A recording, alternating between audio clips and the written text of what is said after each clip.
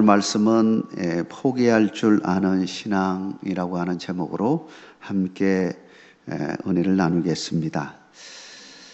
그리스도인들이 정말 쓰지 말아야 할 단어가 있다면 포기라고 하는 단어일 것입니다. 왜냐하면 하나님이 가장 싫어하는 단어이기 때문입니다. 그런데 오늘 제목에서는 포기할 줄 아는 신앙, 이렇게 제목을 붙였습니다. 사실 포기해야 할 때도 있습니다. 아니, 진짜로 하나님의 영광을 위해서는 포기해야만 할 때가 있습니다. 그것이 무엇일까요? 마가복음 8장 34절에 보면 무리와 제자들을 불러 이르시되 누구든지 나를 따라오려거든 자기를 부인하고 자기 십자가를 지고 나를 따를 것이니라. 정말 예수님을 따르는 자에 있어서 가장 중요한 것이 무엇이냐? 예수님을 잘 따르기 위해서는 자기를 부인한 자가 돼야 된다. 자기를 포기할 줄 알아야 된다. 이런 말이죠. 예수님을 제대로 따르려면 정말 포기할 줄 알아야 됩니다. 내가 누리는 명예, 힘, 열정을 포기하는 것이 사실 죽음만큼이나 쉽지 않을 때가 있습니다. 내가 가지고 있는 것, 이걸 내어놓는 것, 내려놓는다는 것, 포기한다는 것 쉬운 일이 아니죠. 그러나 성경은 나의 것을 내려놓을 때에 진정으로 주님을 따를 수 있고 하나님의 영광을 드러낼 수가 있고 하나님의 뜻을 이룰 수 있다라고 말하고 있는 것입니다. 그러고 보면 이 포기라고 하는 것이 우리 신앙생활에서 있어서 얼마나 중요한 것인가 하는 것을 가르쳐주고 있는 것이죠.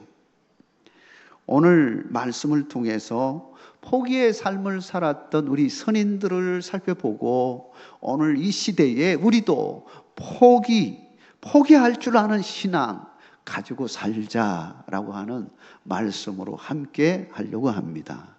여러분의 신앙 가운데 포기의 그 결단이 있기를 주의 이름으로 축원합니다. 첫째는 명예를 내려놓는 모세의 포기 신앙을 우리는 배워야 한다라고 하는 것입니다. 오늘 본문에서 하나님은 느부산에 서 있는 모세를 향하여 네가 보고 있는 가나안 땅 직접 밟지는 못할 것이다 라고 말하고 있습니다. 거기에다가 너는 이제 여기에서 죽게 될 것이다. 너의 인생은 여기까지 있다 라고 선포하고 있습니다. 여러분, 이 말씀을 듣는 순간 모세 입장에서 보면 어떤 느낌일까요? 청천벽력 같은 말이라고 말할 수 있을 겁니다. 누군가가 여러분에게 말을 하는데 너 여기까지야 라고 한다면 우리는 과연 어떤 마음일까요? 아마 억장이 무너지는 마음이라 할 것입니다. 그동안 모세가 광야 생활 40년 동안 행한 일을 생각하면 가나안 땅에 들어가는 일, 사실 당연한 일이라고 말할 수 있습니다. 그 당연한 일인데도 불구하고 들어가지 못한다고 지금 말씀하고 있습니다. 모세의 영도력을 보면 그가 행한 일들이 얼마나 대단했는지를 잘 아실 것입니다. 그의 명성과 리더십만 보더라도 얼마든지 그는 당연히 가나안 땅에 들어가야 할 사람이었습니다. 근데 하나님은 그 땅에 못 들어간다고 말씀하시고 두부로서 너의 인생은 여기서 끝이다 라고 말씀을 하는 것입니다.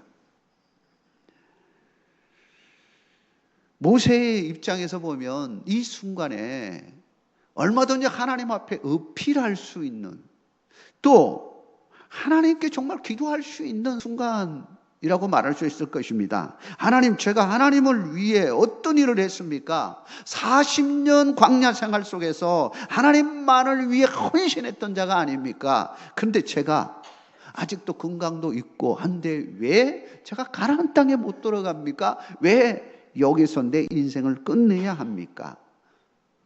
하나님, 제가 가나안 땅에 들어갈 수 있게 해주세요 하고 요구할 수 있지 않겠습니까? 물론 오늘 본문에도 나타나 있지만 무리바 사건으로 인하여 그가 하나님의 거룩하심을 드러내지 못함으로 말미암아 이 상황을 맞이한 것 잘 알고 있습니다. 그럼에도 불구하고 정말로 눈앞에 지금 보이는 데가 가나안 땅 쫙 펼쳐 있는 것을 볼 수 있는 그 꼭대기에서 바라보고 있는 그 순간에, 그리고 아직도 건강한 상태였고 얼마든지 일할 수 있는 상황 속에서 하나님께서 이 말씀을 주고 계시니 마음속에 정말 어떻게 해야 되나 하는 마음을 고민할 수도 있을 것입니다. 근데 모세는 이 순간에 그 하나님의 뜻을 아무런 이유도 붙이지 아니하고 토도 달지 아니하고 그대로 수용했다라고 하는 것입니다. 여러분, 이것이 믿음인 줄 믿으시기 바랍니다. 섭섭함이 있을 수도 있고 불평이 있을 수도 있을 것입니다. 그러나 이 모든 것 다 내려놓음으로 말미암아 오히려 하나님의 큰 축복하심이 함께 하게 된다는 사실을 우리는 기억해야 합니다. 왜냐하면 우리는 땅에 있는 것을 위하여 사는 자가 아니고 우리의 보상은 하늘에 있기 때문인 것입니다. 그 은혜 가운데 날마다 나아가시기를 주의 이름으로 축원합니다. 두 번째로 힘과 권력을 내려놓은 다윗의 포기신앙을 우리는 배워야 합니다. 다윗은 블레셋 골리앗과의 싸움에서 돌맷돌 그 하나로 그는 적장을 무르트림으로 말미암아 전쟁의 영웅으로 이스라엘 모든 백성들에게 각인시키는 정말 놀라운 일을 행하게 되었습니다. 이 또한 믿음으로 이루어진 결과였죠. 그런데 이 일로 인해서 사울 왕의 미움을 받게 되었습니다. 그래서 오랫동안 사울을 피해서 도망 다녀야 했고 어려운 시간들을 보내야 했죠. 결과적으로 그는 사울 왕의 다음으로 왕이 되었습니다. 왕이 된 다윗은 그의 마음 가운데 늘 무슨 마음을 가지고 살겠습니까? 나는 사울처럼 되지는 않겠다. 사울처럼 되지는 않겠다. 그 마음이 늘 있었겠죠. 실제적으로 다윗은 그런 마음을 품고서 왕의 삶을 살아가려고 무척이나 노력하는 것을 보게 되어집니다. 근데 권력이라고 하는 것이 가만히 두지 않는 겁니다. 아마도 여기에 있는 우리 모두도 그런 권력의 자리에 올라가면 나도 모르게 흔들릴 때가 있을 것입니다. 성공의 자리, 내가 힘을 가지는 권력의 자리에 딱 올라서면 나도 모르게 흔들리는 거죠. 무엇에 흔들립니까? 내가 최고이다라고 하는 여기에 흔들립니다. 다윗은 순전한 마음에서 자기가 하고 싶은 것이 있었습니다. 그게 뭐냐 하면 하나님의 집을 짓고 싶어 하는 마음이었어요. 하나님이 그 당시에는 하나님의 법궤가 텐트, 성막에 있었기 때문에 나는 이렇게 궁전에서 화려하게 살고 있는데 하나님의 법궤가 거기 있다는 것은 하나님이 임재하는 장소인데 청막에 있는 걸 늘 가슴 아파하면서 하나님의 집을 짓고 싶다, 성전을 짓고 싶다 하는 마음이었습니다. 근데 이 성전이라고 하는 의미가 굉장히 중요한 의미를 가지게 되어지는 것입니다. 특히 이스라엘 백성들에게 있어서 이스라엘이라고 하는 정치적인 관점에서 보면 굉장히 중요한 의미가 있고 종교적인 관점에서도 굉장히 중요한 중심이 되는 아주 중요한 의미를 가지고 있죠. 다윗도 마찬가지로 그걸 다 인지하고 있는 사람입니다. 그런데 그가 성전을 짓고자 하는 마음을 가지고 이 일을 추진하는데 하나님께서 막으셨습니다. 그 막으시는 장면 가운데 열왕기상 5장 3절에 지금 이렇게 말씀하고 있습니다. 당신도 알거니와 내 아버지 다윗이 사방의 전쟁으로 말미암아 그의 하나님 여호와의 이름을 위하여 성전을 건축하지 못하고 여호와께서 그의 원수들을 그의 발바닥 밑에 두시기를 기다렸나이다. 이 말씀을 자세히 들여다보면 다윗이 어떤 마음으로 하나님 앞에 성전을 드리려고 했는지 잘 보여줍니다. 하나님 여호와의 이름을 위하여 이 일을 추진한 겁니다. 그런데 하나님 여호와의 이름을 위하여 성전을 건축하는 일이라면 기쁘시게 하나님이 받으셔야 되지 않습니까? 하나님을 위한 성전입니다. 나의 어떤 것을 위하여 건축하려고 하는 것이 아니고 하나님의 성전, 하나님의 그 존귀하신 하나님을 드높이는 그 성전을 짓고자 하는 마음에서 하려고 하는 마음이었으니 하나님의 입장에서 보면 즐거운 일이고 기쁜 일이고 그래서 허락을 해줘야 할 일입니다. 그런데 뭐라고 말씀하고 있냐 하면 하나님 여호와의 이름을 위하여 성전을 건축했다라고 말하지 아니하고 성전을 건축하지 못하고 라고 이야기하고 있습니다. 아예 앞에 하나님 여호와의 이름을 빼버리고 그냥 성전을 건축하지 못하게 되었다 이렇게도 표현할 수 있지만 굳이 앞에다가 이 하나님 여호와의 이름을 위하여 성전을 건축하지 못했다는 말을 강조하는 이유가 무엇일까? 다른 본문을 찾아보면 다윗은 너무나 많은 전쟁을 했습니다. 전쟁을 하다 보니까 피를 많이 묻히게 되었죠. 그 피 묻은 손으로 성전을 짓는다는 의미는 어떤 의미를 가지게 될까요? 정치적인 관점에서 한번 생각해 보십시다. 다른 많은 나라들이 있습니다. 나라들과 전쟁을 했습니다. 피를 묻혔습니다. 그래서 승리를 했습니다. 대개 그때 당시에 전쟁을 하게 되면 신과 신끼리의 전쟁이었습니다. 이 나라가 믿고 있는 신과 이 나라가 믿고 있는 신들이 서로 전쟁을 해가지고 이기게 되어주면 우리가 믿는 신이 승리했다라고 보는 것입니다. 그리고 여기에 있는 신들을 파괴시키고 아니면 그 신들을 끌고 와가지고 여기에 그냥 창고에 집어넣고 이렇게 절하게 만들고 그런 장면, 이것이 바로 그때의 전쟁의 모습이었어요.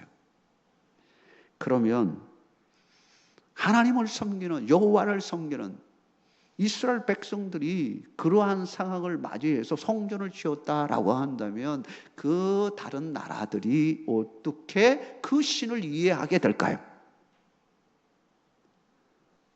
전쟁의 신으로 인식할 수가 있겠죠. 물론 만군의 여호와 하나님, 모든 것을 주장하셔서 성립케 하시는 만군의 여호와 하나님 이름, 그 이름을 생각할 수도 있겠지만 중요한 키포인트는 많은 피를 흘렸다라고 하는 겁니다. 피로 세운, 권력으로 세운, 힘으로 세운 그 건축물이라면, 잘못하면, 착각하면 다윗이 자기의 어떤 힘과 이것이 포함될 수도 있고 거기에 힘이 쏠릴 수도 있습니다. 이거는 굉장히 조심스러운 부분이죠. 하나님께서는 그걸 차단하십니다. 차단하셔요. 허락지 않으십니다. 우리도 신앙생활 하다면 나도 모르게 하나님의 이름을 들어서 하나님의 일을 한다고 하시면 잘못 우리의 어떤 것을 나타내기 위한 것으로 잘못 되어질 수도 있습니다. 조심해야 될 부분이죠. 하나님께서는 이것을 꺾으시는 거예요. 꺾으셨습니다. 그래서 못하게 합니다. 허락지 안 해주셔요. 오판하지 않게 만듭니다. 그런데 더 중요한 것은 다윗이 이 하나님의 의도를 어떻게 받아들였느냐 하는 것이 참으로 중요한 일이에요. 권력과 힘이 있는 사람은 할 수만 있으면 자신의 업적을 남기려고 하는 거예요. 사울이 그러한 모습이었어요. 이걸 알기 때문에 다윗은 다 포기했습니다. 야, 정말 포기했어요. 그의 최고의 업적이 될 수 있는 일을 포기했습니다. 하나님이 안 돼 하니까 딱 그날로 손 놨습니다. 그리고 모든 것을 다 준비해가지고 누구에게 맡기나? 솔로몬에게, 아들에게 다 맡깁니다. 사랑하는 성도 여러분, 우리의 신앙에 있어서도 이런 도전들이 반드시 오게 될 것입니다. 확실하게 하나님의 뜻에 순종하는 여러분 되시길 주의 이름으로 축원합니다. 마지막으로 열정을 내려놓는 바울의 포기 신앙을 생각해 보겠습니다. 바울 그러면 우리가 잘 아는 대로 유대 율법주의에 아주 열심을 다했던 사람임을 잘 알 겁니다. 그 열심이 예수 그리스도를 만남으로 말미암아 더해져서 선교적인 열정으로 나아가게 되었습니다. 1차 전도 여행 때 얼마나 열심히 했는지요. 죽음을 무릅쓰고요. 바나바와 함께 열심을 다해서 선교 지역에 가서 복음 전하게 되어집니다. 때로는 매도 맞기도 하고 힘든 상황을 맞이하기도 했지만 그럼에도 불구하고 그 선교의 열정을 가지고 열심으로 전도하게 되어집니다. 그러다가 바나바의 생질인 마가라고 하는 요한이 있었는데 이 마가 요한이 아이고 나는 힘들어서 안 되겠습니다 하고 그냥 다시 원래대로 돌아갔어요. 이것 때문에 바나바하고 갈등이 생겼습니다. 바나바는 좀 이해하고 좀 더 딴떡거려가지고 이제 세워서 우리 2차 전도여행 때 같이 합시다 이렇게 놓고 이 바울은요 아니야 이런 열정이 없는 친구를 어떻게 데리고 가겠냐 하고 2차 때는 안 데리고 간 거예요. 그래서 따로따로 이제 선교 가게 되었습니다. 바울이요 열정을 가지고 2차 전도 여행 때 소아시아 지역에 1차 갔던 지역뿐만 아니라 다른 지역 휙 돌아가지고 그 터키 지역 지금의 튀르키 지역에 복음을 전하기 위하여 열심을 다해서 하려고 하는데 하나님께서는요 들어오라고 하는 그곳에서 환상을 보여주는데 이제 그 튀르키예 건너편에 있는 에게해가 있는데 그 바다를 건너서 거기에 그때 당시에는 마게도냐죠. 마게도냐에서 막 손짓하는 사람의 환상을 보여주는. 그러니까 바울이 이게 무슨 뜻이냐 하고 고민을 하다가 기도 가운데 성령님의 인도하심 가운데 이것은 이제는 소아시아 지역을 이제 그만하고 어디로 가라는 겁니까? 유럽의 첫 관문인 마게도냐로 가라고 하는 주님의 음성인 줄 깨닫게 되었습니다. 그리고 그는 그 열정을 이제 2차 전도 여행에서 유럽 쪽으로 방향을 틀어서 복음을 전하게 되는 것을 보게 되어집니다. 우리는 가끔 우리의 열정 때문에 주님의 뜻을 그릴 때가 있습니다. 그르칠 때가 있어요. 내 열정이 하나님의 뜻에 맞춰지지 않는다면 오히려 더 하나님의 마음을 아프게 하는 일이 될 수도 있다라고 하는 사실을 우리는 생각해야 합니다. 항상 우리는 주님의 뜻에 맞춰져 있어야 됩니다. 우리의 열정도 마찬가지고 우리의 생각도 마찬가지고 우리가 하고자 하는 모든 것들이 주님에게 사이클이 맞추어져 가지고 그 길로 가야지 하나님의 뜻을 이룰 수 있고 하나님을 기쁘시게 하는 일이 되지 그렇지 못하고 내 뜻대로 하려고 하고 내 주장대로 하고 내 느낌으로 하려고 하고 내 생각으로 하려고 한다면 하나님과 반하는 쪽으로 갈 수 있다는 사실을 알아야 합니다. 성령님이 이쪽으로 가라고 한다면 내 의지를 포기할 수 있어야 하는 것입니다. 그럴 때 하나님의 뜻을 이룰 수가 있는 것입니다. 하나님의 뜻을 이루며 하나님의 영광을 위하여 포기할 수 있는 믿음 되시길 주의 이름으로 축복합니다. 마지막으로 슈바이처 박사의 나의 생활과 사상이라고 하는 그 이야기에 나오는 이야기를 하면서 마무리를 하겠습니다. 슈바이처 그러면 아프리카의 송자로 불리죠. 그가 그 선교지로 아프리카로 가기 위해서 선교를 위하여 3가지를 포기했습니다. 첫째는 나에게 즐거움을 주던 바흐의 음악을 포기했다고 했습니다. 그는 음악을 굉장히 좋아했습니다. 두 번째는 큰 명예를 얻을 수 있는 대학 교수직을 포기했습니다. 그때 당시에 교수직이라고 하는 대단한 명예를 가지고 있는 지위였습니다. 셋째는 큰 돈을 벌 수 있는 작가와 음악가로서의 삶을 포기했다라고 하는 것입니다. 훗날에 그가 이 포기에 대한 하나님의 크신 은혜를 누린 것에 대해서 말씀하고 있는데요. 그가 3가지 포기했죠. 그랬더니요, 그 포기한 결과로 주신 하나님의 은혜 3가지가 있었습니다. 첫째는 한 협회에서 오르간을 기증해 주었는데 아프리카에서도 음악을 계속적으로 연주하게 되어졌고, 그리고 연주할 수 있는 장소를 허락해 주셔서 마음껏 음악을 연주할 수 있게 되었다라고 하는 겁니다. 두 번째는 교수직을 포기했는데 하나님께서는 그 교수직을 선교를 위하여 포기했던 그 교수직을 오히려 그거보다도 더 명예로운 일을 하나님이 하셨다라고 하는 겁니다. 세계의 수많은 명문대로 가가지고 강의를 하게 되었습니다. 그를 모르는 사람이 없을 정도로 그는 가는 곳마다 놀라운 일이 벌어지게 된 겁니다. 3번째는 그가 쓴 자서전이 있었는데 그것이 베스트셀러가 되었습니다.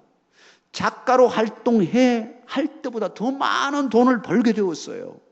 그래서 그 벌은 돈을 가지고 선교를 위하여 여유 있게 사용하게 되었다라고 하는 것입니다.